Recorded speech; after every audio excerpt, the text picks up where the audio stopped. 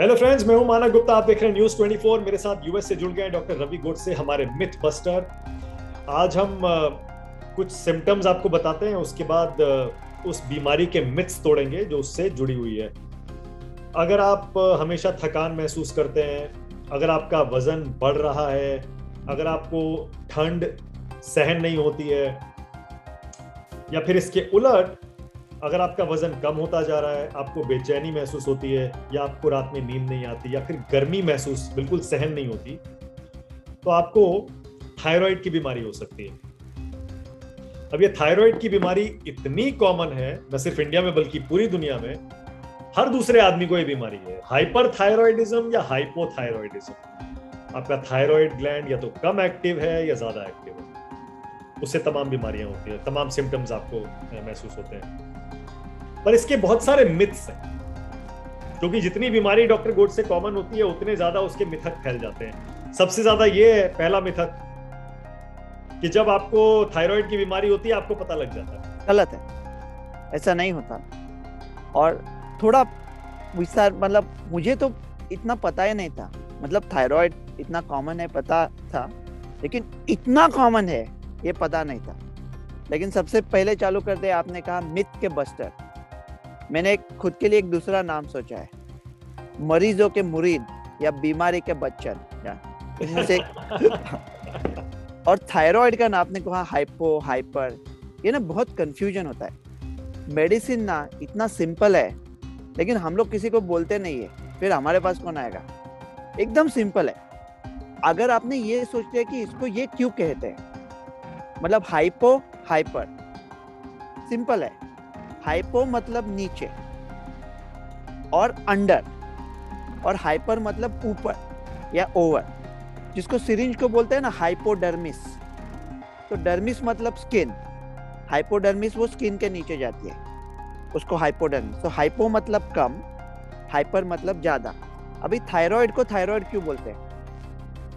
Thyroid को अगर हिंदी में क्या शब्द है, मैं गूगल कर रहा था, मैंने सोचा साला वेट लॉस पे कर रहे हैं, मैं वेट लॉस का सोच के शोले बिले बैठा था, तो सडनली थायराइड चालू हो गया। तो थायराइड को गूगल किया मैंने, हिंदी में क्या कहते हैं। थायराइड को हिंदी में शब्द है ही नहीं, सिर्फ एक ही टेस्ट इंपॉर्टेंट है, ये ज्यादातर डॉक्टर लोग भी नहीं जानते। ओके, एक ही टेस्ट इंपॉर्टेंट है और वो है TSH, थायराइड स्टिमुलेटिंग हार्मोन। लेकिन उसका इनवर्सली प्रोपोर्शनल होता है। अगर थायराइड स्टिमुलेटिंग हार्मोन कम है, इसका मतलब आपका थायराइड फंक्शन ज्यादा है। ओके, कोविड एक्सपर्ट में होता है, जितना मालूमात आपको कम है उतना आपका पोजीशन हाई होता है। और हाइपोथायराइडिज्म में TSH ज्यादा होता है, इसका मतलब आपका थायराइड फंक्शन कम है। ये थायराइड इंडिया में बहुत कॉमन है और हाइपोथायराइडिज्म बहुत ही ज्यादा कॉमन है। तो ज्यादा ध्यान देना है हाइपोथायराइडिज्म पर, मतलब जिसमें थायराइड का फंक्शन कम होता है। हाइपरथायराइडिज्म पे इतना ध्यान नहीं देना है।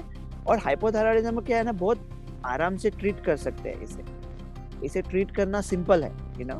हाइपोथायराइडिज्म सबसे ज्यादा अहम है। आप उसमें थोड़ा मोटे होते हो, आपको हीट बिल्कुल आपको कोल्ड मतलब जाड़ा बिल्कुल सहन नहीं होता, आपको बहुत थकान होती है, आपको ऐसा लगता है कि आप टायर्ड हो, आपके शायद महिला हो तो सारे मेंसेस इरेगुलर होते हैं, यू नो। स्किन में थोड़ा होता है। अभी ये मैंने 6 बोला आप, राइट? अभी ये 6 सवाल किसी भी आदमी को पूछो, वो ना हाँ यार बहुत थकान आ रही, सब थके हुए हैं। तो ये इतने सिम्टम अहम है, लेकिन इतने सर्वसाधारण है।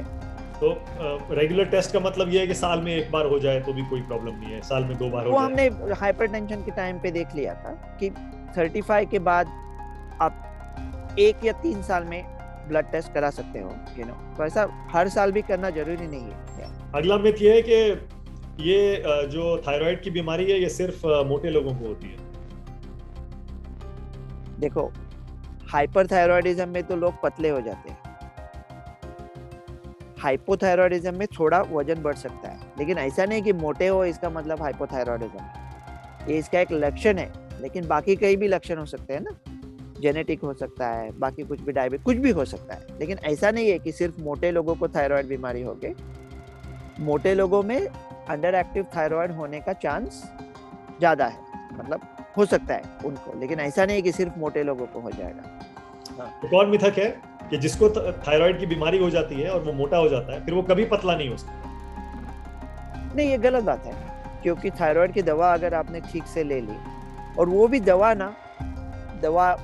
कब लेनी चाहिए पता है? थायराइड की दवा सबसे अहम सुबह उठने के इमीडिएटली बाद, मतलब स्टमक पूरा एम्प्टी होना चाहिए। तो उठने के बाद मतलब ब्रश करने के पहले भी मैं मेरे पेशेंट्स को बोलता हूँ टूथब्रश के साथ ये रखो थायराइड का एक। तो सुबह आँख खोलने के बाद थायराइड का पिल ले लो और दिन चालू करो, क्योंकि तब आप आधा घंटा खाओगे नहीं।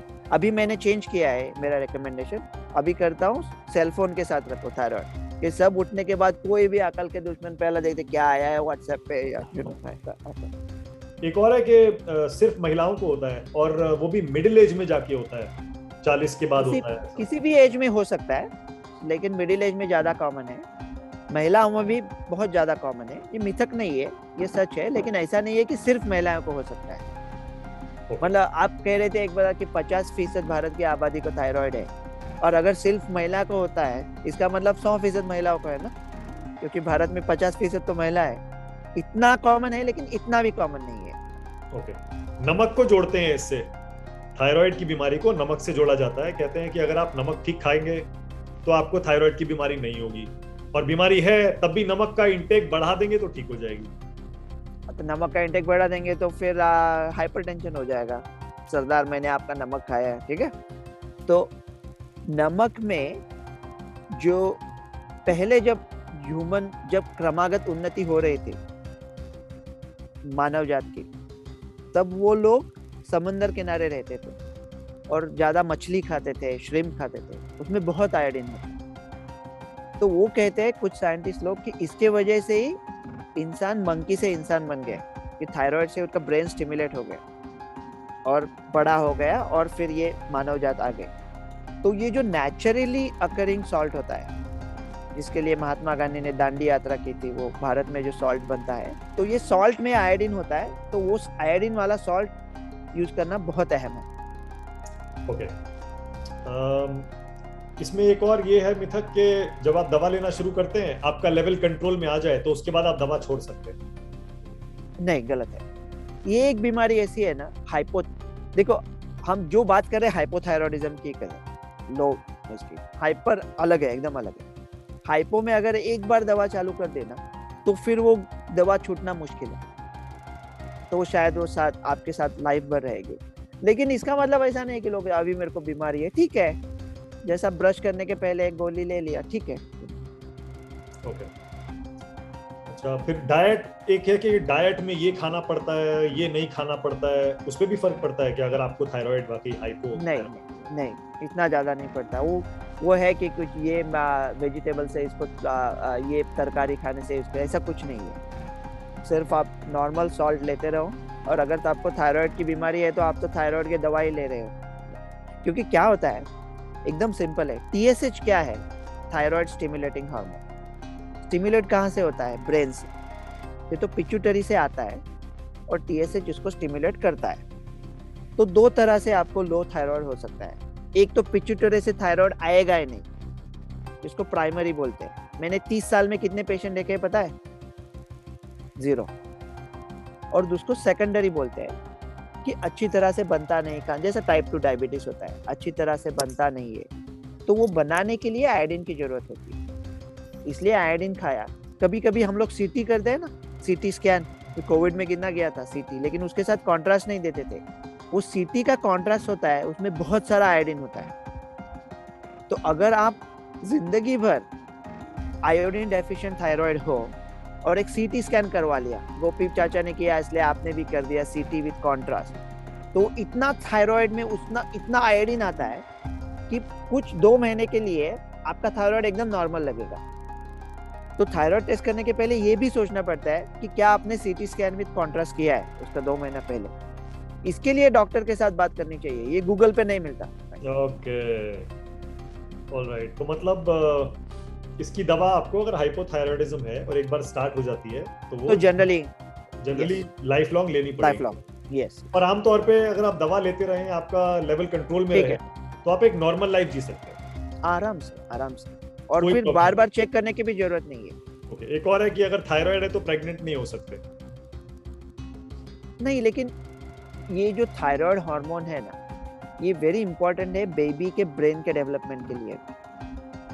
तो ये बहुत अहम है कि ये जो प्रेग्नेंट महिला है कि उसका थायराइड, इसका मतलब ये नहीं कि सब सारी प्रेग्नेंट महिलाएं दौड़ के जाके थायराइड टेस्ट करवा दे। ओके, मुझे पता नहीं इंडिया में क्या रिकमेंडेशन है actually for pregnant women, I don't know क्या है, क्योंकि मैं गायनी डॉक्टर तो नहीं हूँ। लेकिन बच्चे के ऊपर असर हो सकता है अगर माँ हाइपोथायरॉयड है तो, माँ को अगर थायराइड की बीमारी है तो क्या। लेकिन ऐसा नहीं है कि प्रेग्नेंट नहीं हो सकते। अगर हाइपोथायरॉयडिज्म है तो आपको जो मेंसेस है, मंथली पीरियड, वो थोड़े आगे पीछे हो सकते हैं, इसलिए प्रेग्नेंट होने में दिक्कत महसूस शायद हो सकती है, लेकिन प्रेग्नेंट हो नहीं सकते ऐसा नहीं। ओके, एक इसमें बताते हैं कि आंखें थोड़ी बाहर आ जाती हैं, इसका एक सिम्पटम। वो हाइपरथायरॉयडिज्म में, हाइपो में नहीं होता। और हाइपर इतना कम लोगों को होता है कि उसके बारे में मतलब जहाँ जाना ही नहीं है उसकी बात क्यों करें। ओके, फिर तो भी हाइपोथायरॉयडिज्म में नहीं होता। हाँ, लेकिन अगर किसी आंखें बल्जिंग है, हाँ। हाँ, तो वो हाइपरथायरॉयडिज्म का सिम्टम है, ग्रेव्स डिसीज में वगैरह हो सकता है। और हाइपर में भी ट्रीटमेंट ऐसे ही होता है? नहीं, टोटली अलग है, टोटली अलग है। मतलब हाइपर में तो थायराइड ज्यादा बनता है ना, हाँ। तो ये सोचना पड़ता है कि क्यों ज्यादा बन रहा है।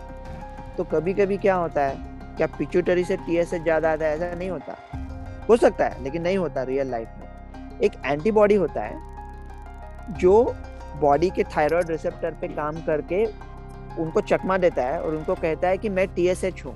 टीएसएच जैसा ही काम करता है और बॉडी को मजबूर करता है कि ज्यादा थायराइड प्रोड्यूस करे।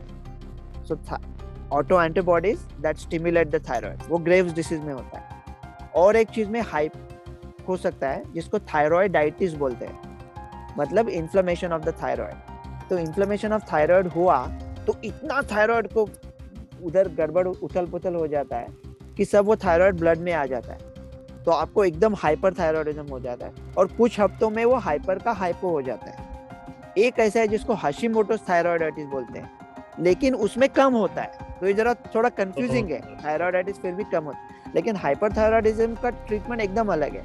हाइपरथायरॉयडिज्म में हम लोग थायराइड को नष्ट करने की कोशिश करते हैं, कभी कभी आयोडीन लेके, एक रेडियो एक्टिव आयोडीन पी के, लेकिन वो नष्ट किया तो फिर आपका थायराइड गया काम से, तो लाइफ लॉन्ग थायराइड दवा लेनी पड़ेगी। इसलिए ज्यादा आयोडीन यूज नहीं करते। यंग लोगों में सर्जरी भी कर सकते हैं, या वो अभी यंग, या मतलब कुछ लोगों में सर्जरी भी ऑप्शन है उसके लिए, लेकिन इतनी ज्यादा करते नहीं। दवाई भी है जो उसको ब्लॉक कर सकते हैं, लेकिन उसका ट्रीटमेंट टोटली अलग है, उससे बाकी चीजों से कोई लेना देना नहीं है।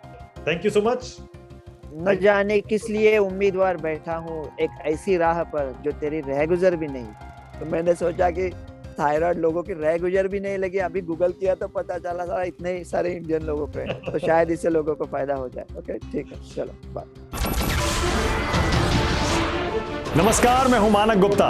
अगर आपको हमारा ये वीडियो पसंद आया हो तो इसे लाइक और शेयर जरूर करें, और हाँ, हमें सब्सक्राइब और फॉलो करना ना भूलें ताकि आप देश और दुनिया की कोई खबर मिस ना करें। तो जुड़े रहिए हमारे साथ और देखते रहिए न्यूज़ 24।